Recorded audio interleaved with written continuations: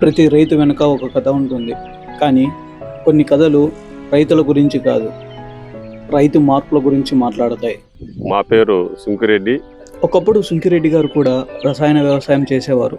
కానీ ఆయన జీవితంలో జరిగిన ఒక సంఘటన అన్నిటినీ మార్చేసింది. నా వయసు దాదాపు 44 సంవత్సరాలు.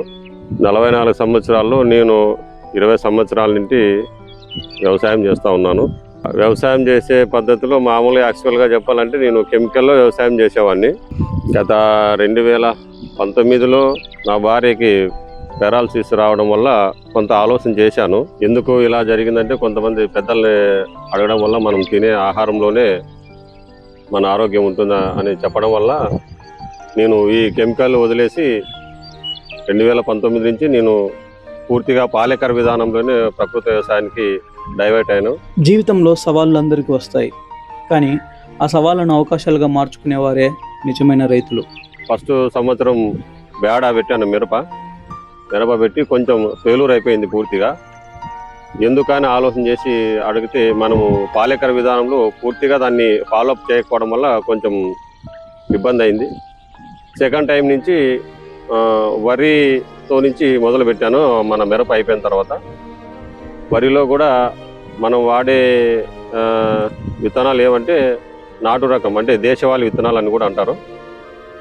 అందులో అవి ఎక్కడెక్కడ దొరుకుతాయి ఏం కథ అన్నీ చూసుకొని మొదలు పెట్టాను. మన హైదరాబాద్లో విజయరామ్ అని ఒక రైతు షాప్ పెట్టాడు. అక్కడ ఆయన దగ్గర విత్తనాలు తీసుకురావడం జరిగింది. అందులో ఆయన కూడా విత్తనం ఎలా ఇచ్చేవాడు అంటే, కొత్తగా మేము చేస్తూ ఉన్నాము ఈ ప్యాడీ మోడల్ వ్యవసాయం, ఈ ప్రకృతి వ్యవసాయంలో వరి పెట్టాలనుకున్నామంటే ఆయన ఓన్లీ 1 kg మాత్రమే ఇచ్చేవాడు. అది దాన్ని మీరు డెవలప్ చేసుకోవాలా, విత్తనం విలువ మీకు తెలిసాలంటే ఆ విధంగా నేను 1 kg విత్తనం తెచ్చి దాదాపు 3/4 ఎకరా వరి నాటడం జరిగింది. వరిలో దాదాపు 19 నుంచి 22 ప్యాకెట్ల వరకు మనకి రైస్ వచ్చాయి. అందులో ఫస్ట్ టైం వచ్చేసి బహురూపి వేశాను. ఈ బహురూపికి ప్రత్యేకత ఏమని అడగగా, పూర్వానికి కృష్ణదేవరాయలు ఈ బహురూపి అనే రైసు చాలా ఇష్టంగా తినేవాడు అని తెలిసింది. ఆ తర్వాత నవారా గురించి, నవారా 2వ టైం వేసాను. నవారా గురించి అడగ ఏం చెప్పారంటే, నవారా అంటే మన తమిళంలోనూ నాకు తెలిసి నవారా పేరు వచ్చేసి నివారణ, అంటే బాడీలో మనకి ఎటువంటి ఇబ్బంది లేకోకుండా ఏమి అంటే ఏ రోగాలకి దరిదాపు రానికుండా ఇమ్యూనిటీ పవర్ బాగా పెంచుతుందనే ఉద్దేశంతో బాగుంటుందంటే సెకండ్ టైం నవారా వేసాను. నవారా కూడా దిగుబడి ఏమాత్రం తగ్గుకోకుండా బహురూపి ఏ విధంగా అయితే వచ్చిందో నవారా కూడా అల్లే వచ్చింది.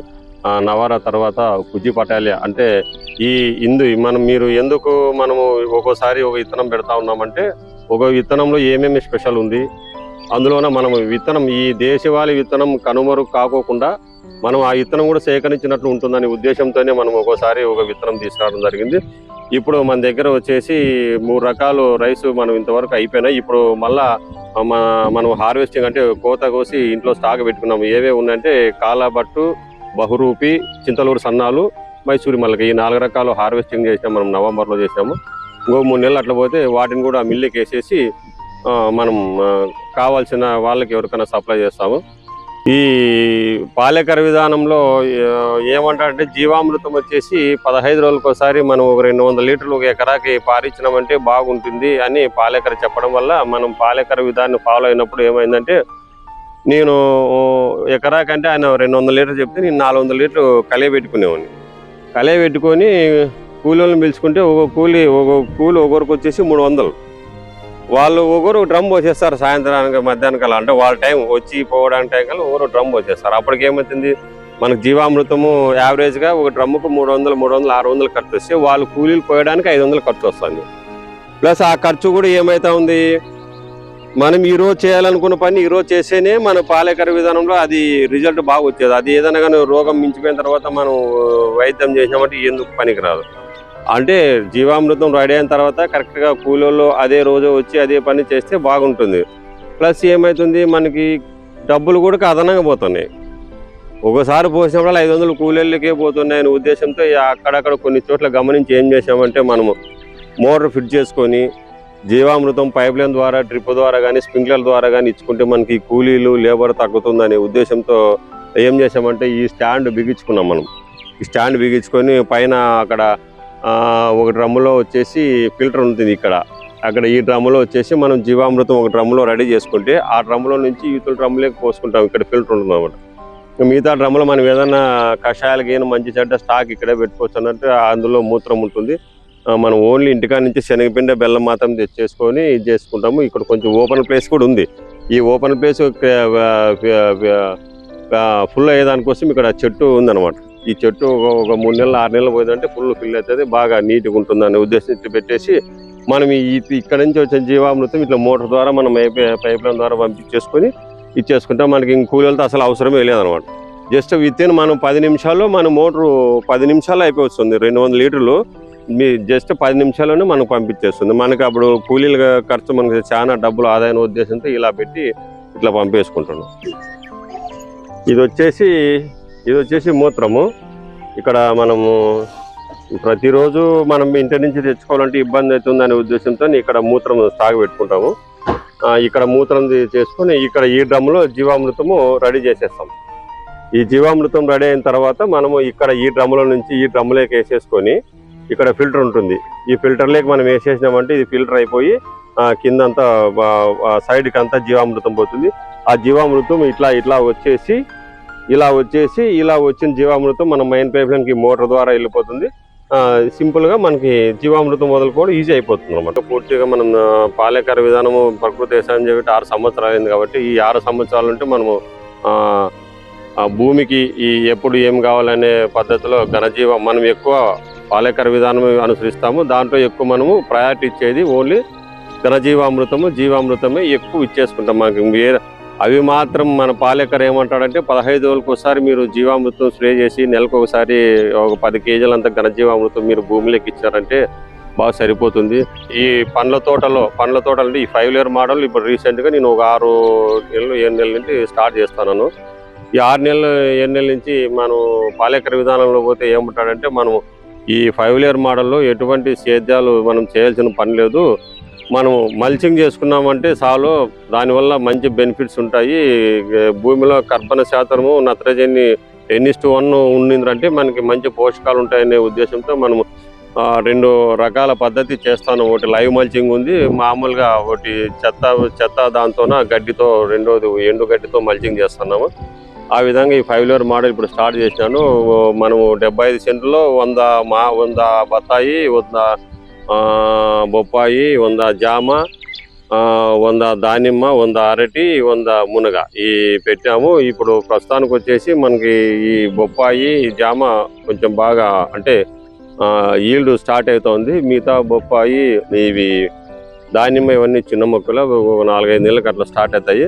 మనం ఏం చేయాలన్నా ఫస్ట్ మనము పిఎం డేస్ చేసుకుంటాము. పిఎం డేస్ చేసుకున్న తర్వాత ఒక 2 నెలలు 3 నెలల తర్వాత మళ్ళీ దాన్ని హార్వెస్టింగ్ అంతా భూమిలో కలిగి దున్నేసి తర్వాత పంట పెట్టుకుంటాము. ఇప్పుడు రీసెంట్గానే మనము ఈ కోసిన తర్వాత ఇది మనము నూగులు బాగుంటాయి తినడానికి, నల్ల నూగులు ఉంటాయంటే ఈ నూగులు వేసేసినామా. ఈ పిఎం డేస్ వేసాను దాదాపు అంటే ఇది 3 వారాలు అంటే 18 రోజులు అట్లా అవుతుంది. ఇది దీంట్లో దాదాపు అంటే మనం ఇప్పుడు ఇంతకుముందు మేము పచ్చిరొట్టె ఎరువు అంటే ఒక 5-6 రకాలు, ఒక 6-7 రకాలు నవధాన్యాలు అంటే ఒక 9 దాకా వేసుకోమనేవాళ్ళు. పాలేకర విధానంలో 9 రకాల విత్తనాలు వేసుకోవడం బాగుంటుంది. ఈ మధ్య కొంచెం దాన్ని ఇంప్లిమెంట్ చేశారు. మన గవర్నమెంట్ కొంచెము ఫోకస్ పెట్టడం వల్ల దాదాపు అంటే 30 రకాల విత్తనాలు వేసుకుంటే ఇంకా బాగుంటుంది. భూమిలో కావాల్సిన పోషకాలను బాగా ఉత్పత్తి అవుతాయనే ఉద్దేశంతో దాదాపు మనం ఇప్పుడు ఇక్కడ ఉన్నటువంటి 18 రకాలు విత్తనాలు వేసాము. దీంట్లోన ఈ 18 రకాల విత్తనాలు దాదాపు అంటే మనము అంటే వెంటనే కాకోకుండా ఒక 2 months అంటే 45 రోజుల తర్వాత 45 రోజుల నుంచి 50-60 రోజులు ఆ పైన ఎప్పుడన్నా కానీ మనము దీంట్లో చాలా పోషకాలు ఉంటాయి. దీనివల్ల చాలా బెనిఫిట్స్ కూడా ఉంటుంది. మనకి భూమి బాగా గుల్లబారుతుంది. భూమిలో కర్బన శాతం ఇప్పుడు మనం బయట కనీసం ఒక ఎరువు నిన్న రీసెంట్గా మా ఊర్లోనే ఒక ఎరువు ట్రాక్టర్ కొంటున్నాడు రైతు ఒక అతనుతో. ఎట్లా కొన్నామంటే కేవలం రైతుకి అంటే దిబ్బ అతనికే 8,000 ఇచ్చినాడంట. ఇంకా బాడీలు మంచి షెడ్ వేసుకుని 12,000 అవుతుంది ఒక ట్రిప్కే.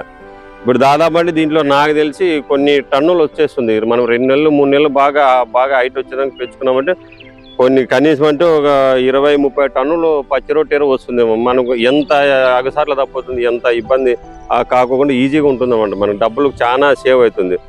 దీనివల్ల దీంట్లో పంట పెట్టడం వల్ల కూడా పోషకాలు బాగా ఉత్పత్తి అవుతాయి అన్నమాట. ప్లస్ లేదు మనకి పశువులు ఏమన్నా ఉన్నాయనుకుంటే పై భాగం అంతా మొత్తం 2 నెలల తర్వాత మనమంతా పశువులకంతా కోసి పశువులకైనా వాడుకోవచ్చు. కింద భూమిలో ఉన్న ఏరు వ్యవస్థ ఒక్కటి కూడా భూమిలో వదిలేసినా కూడా పోషకాలు అంటే అట్లే ఉండుంటాయి. ఇది ఈ PMDS గురించి ఈ విధంగా చేసుకుంటే ఇట్లా ఉంటుంది. నేను వచ్చేసి మా ఫస్ట్ టైం ఏం చేశానంటే బహురూపి విత్తనము హైదరాబాద్లో విజయరామ్ దగ్గర 1 కేజీ విత్తనం తెచ్చినానా. కేజీ విత్తనం తెచ్చిన తర్వాత ఏం చేసినాను, ఇక్కడ మొత్తం ఇదంతా 8 కాయలు అనమాట. ఇక్కడ అక్కడి నుంచి ఇక్కడంతా 8 కాయలు పెట్టుకున్నా. 8 కాయలు పెట్టుకొని ఏం చేశానంటే నారు పోసి నారు ఏం చేసినాను అంతా పీకిచ్చాను. అంటే ఒక 10% అంతా ఉన్నిచ్చేసి 90% నారు పీకిచ్చేసిన. నారు పీకించిన తర్వాత అన్ని కట్టలు కడతాం కదా, కట్టలు కట్టిన తర్వాత కట్టలన్నీ ఎంచేసిన.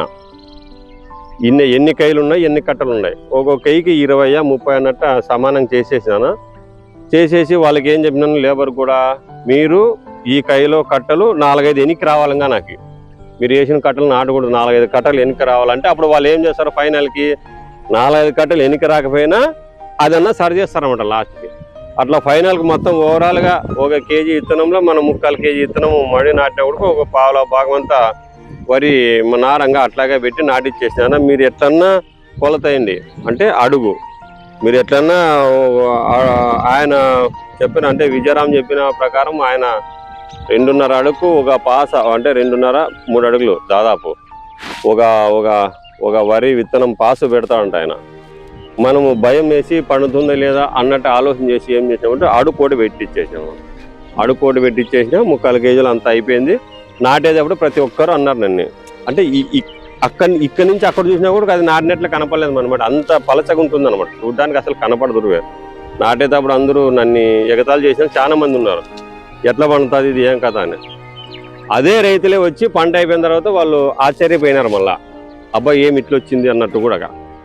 కానీ ఈ పొద్దుడు కూడా మన ప్రకృతి వ్యవసాయంలో నన్ను ఫాలో కావాలంటే కొంచెం ఆలోచన చేస్తూ ఉన్నారు రైతు సాధ్యమైనంత వరకు నమ్మాలంటే కష్టం. ఆ ఒకసారి ఆయన నమ్మి వచ్చేసినాడంటే మాత్రం ధన్యుడవుతాడు ఎప్పుడన్నా. ఇప్పుడు ఏంది విపరీతమైన కెమికల్ రేట్లు భారీ. రీసెంట్గా నిన్ను చూసినా, నేను ఒక వారం 10 రోజుల నుండి ఆడాడ ఫేస్బుక్లోనో న్యూస్లో చూస్తానన్నా, ఒక బస్తా మీద 300 నుంచి 450 వరకు పెరిగింది రేటు. ఈ భవిష్యత్తులో ఇట్లే పోతే ఏమవుతుందంటే ఫైనల్కి ఏమవుతుందంటే మందులు అంటే ఫర్టిలైజరు వేయడం వల్ల భూమిలు చాలా ఇబ్బంది పడుతున్నాయి. ఇంకొకటి పెట్టుబడి పెరుగుతూ పోతుంది, దిగుబడి తగ్గుతూ వచ్చింది అనమాట. ఇక్కడ రీసెంట్గా ఇక్కడ పక్కన ఉంది మా బావది పొలం ఉంది. అక్కడ ఈ ఏరియాలో ఎవరిదే కానీ పొలం లేదు. అంటే మంచి తగ్గు నేల, అఖండమైన భూమి, అసలు గింజ పారేస్తే వచ్చిన భూమి ఈరోజు ఏమైందంటే పంటలో అసలు వేసిన విత్తనం వేసినట్టు భూమిలోకి వెళ్ళిపోయే పరిస్థితికి వచ్చింది. ఎందుకు అట్లా వచ్చిందంటే ఇప్పుడు ఇంతకుముందు వరి నేను చిన్నకున్నప్పుడు ఎలా నాటుకునే వాళ్ళం అంటే ఏదో నాటిన తర్వాత మందులు లేదు, అసలు లేదు మందులు లేదు. ఏదన్నా జమ్మడు మొదలు అవి తెచ్చి వేస్తే మా జీవితంలో అట్లా పోతున్నానని చూసినా కానీ ఈ పొద్దు అట్లా కాదు. ఫస్ట్ ఫర్టిలైజర్ వేసిన తర్వాతే మళ్ళీ చల్లాలి వరి, ఫస్ట్ మందు వేసిన తర్వాతే మళ్ళీ చల్లాలి. ఈ మధ్య రీసెంట్గా ఏమైందంటే మా చెల్లెలు ఇక్కడ పక్కనే ఉంది పామిలో, మా పాప వాళ్ళు పొలం ఏం లేదు కానీ మామూలుగా అన్ని కొని తింటారా. ఆ పాప ఏమైందంటే రైస్ తీసుకుంటుంది అనమాట, అంటే కెమికల్తో పండించిన రైస్. ఈసారి వాళ్ళు 1 సంవత్సరం కావాల్సినంత ధాన్యం తీసుకుంటారు. ప్రతి సంవత్సరం తీసుకున్నట్లు ఈ సంవత్సరం కూడా తీసుకున్నారు వాళ్ళు. కాకపోతే తీసుకున్న 1 నెలకే పురుగు పడిపోయింది బియ్యంలో. ఆ బాబు దిక్కి తెలియక నాకు ఫోన్ చేసింది, అన్న ఏం పరిస్థితి అంటే వీటి నుంచి ఇట్లనే ఉంటుందమ్మా పరిస్థితి, ఇంకా ఎక్కువైతుంది, మీరు ఇంతవరకు రైస్ తింటున్నారు, ఎప్పుడు పురుగు వల్ల ఇప్పుడు పడిందంటే వీటి నుంచి అదే ఇంకా కంటిన్యూ అవుతుంటుంది. ఎందుకు అట్లా పడుతుందంటే రసాయనాలు రైతు ఎక్కువ వాడడం వల్ల ఇవి కూడా స్టాక్ నిలబడలేకపోతున్నాయి. దానికి ఏదో ఒకటి మార్గం చేసుకొని అంటే వాళ్ళు నానాగా తిప్పలు పడి మళ్ళీ ఆరబోసుకొని చెరుక్కొని మళ్ళీ దాంట్లోకి ఏదో కెమికల్ కలుపుకొని మళ్ళీ స్టాక్ పెట్టుకుంది. అంటే రాబోయే భవిష్యత్తులో పూర్తిగా కెమికల్తో వాడినవి తిన్న ఆరోగ్యం పూర్తి. ఇప్పుడు నేను చిన్నకున్నప్పుడు షుగర్ అంటే ఏదనేది తెలియదు, అసలు షుగర్ అనేది తెలియదు. ఒకవేళ ఉంది అంటే ఎక్కడ ఉండిండేది, అది ఒక సిటీ లెవెల్లో ఉండిండేది, ఎక్కడో సిటీ లెవెల్లో షుగర్ అంటే తెలియకపోయినా ఆడ ఉండిండేది. ఇప్పుడు అట్లా కాదు, మండలము, జిల్లా ఇడిచిపెట్టి మండలము, గ్రామ స్థాయిలోకి మన ఇంట్లోకి వచ్చింది షుగర్ ఈరోజు. అది ఎట్లా ఈ వయసు అయిన వాళ్ళు కాదు, దాదాపు అంటే 20-22 ఏళ్ళ పిల్లలు కూడా షుగర్ వచ్చేసింది. కాదయ్యా అట్లా వద్దు, ఇట్లా పోనంటే వాళ్ళు నమ్మే పరిస్థితుల్లో లేరు. కాకపోతే రాబోయే భవిష్యత్తులో మాత్రము ఖచ్చితంగా ప్రకృతి వ్యవసాయం చేస్తేనే పంట పండుతుంది అంటే వాళ్ళు అనుకుంటున్నారు. కానీ డబ్బులు ఇప్పుడు రీసెంట్ ఇంకో విషయం కూడా చెప్పాలనుకున్నాను. మాకు బంధువు అవుతాడు, మా తమ్ముడు, వరుసగా తమ్ముడు అవుతాడు, మా ఊర్లోనే మా ఇంటి పక్కన అట్లా పోతే వాళ్ళకి ప్రతి సంవత్సరము 12 లక్షలు, 13 లక్షలు, 14 లక్షలు వచ్చినాయి మిరపలో. ప్రతి సంవత్సరం వచ్చినాయి. ఒక్క సంవత్సరం మాత్రం రాలేవని. మేమేమనుకున్నామంటే వాడు ప్రతి సంవత్సరం 10-12 లక్షలు డబ్బులు వచ్చినాయి, వాడు బాగా ఆర్థికంగా బాగున్నాడని అనుకున్నాం. కానీ ఒక సంవత్సరం పంట రాకపోయేదానికే వాడు దాదాపు 30 లక్షలు అప్పు చేసేసినాడు.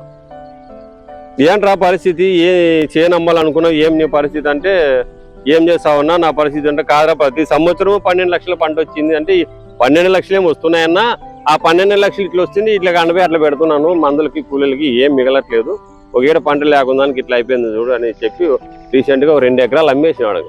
అంటే రాబోయే ఇప్పుడు రైతు ఎట్లా ఉన్నాడంటే, ఇంకా కొంతమంది రైతులు ఎట్లా ఉన్నారంటే చేను తాకట్టు పెట్టి కెమికల్ వాడుతూ ఉన్నారు. కానీ ఈ ప్రకృతి వ్యవసాయం వైపు చూడడం లే.